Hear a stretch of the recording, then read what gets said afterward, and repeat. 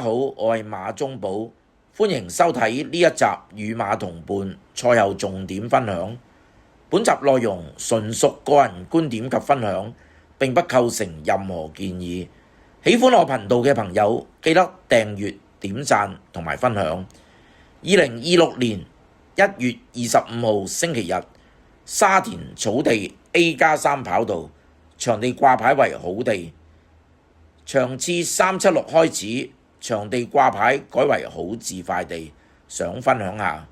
場次374 4班1000米，2號馬飛來閃耀，尾135磅，6檔起步，出閘喺尾，之後跟喺馬群後，最後300移出外欄追，最後100衝得好勁，輸短馬頭，潘頓一邊都冇打過，齋退，一出閘喺尾又唔打邊。咁樣輸短馬頭，真係輸得唔抵。加入備忘馬名單。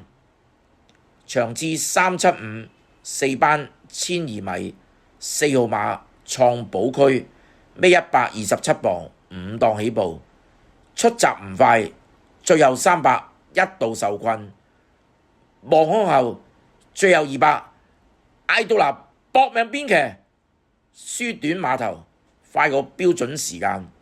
但甩第4主馬群，加入備忘馬名單。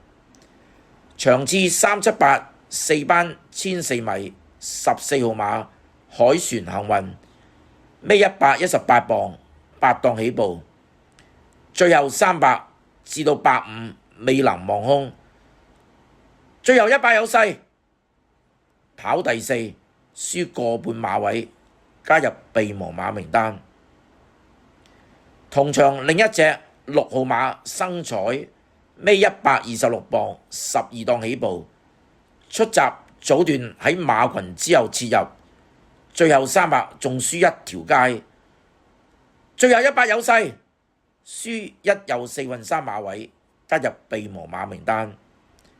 場次382 2班1200米，11號馬競進輝煌，沿途3疊。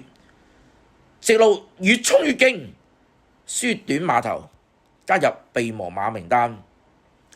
好啦，我馬中寶繼續透過賽事影片揾備忘馬俾大家，記得訂閱、點讚同埋分享，下次見。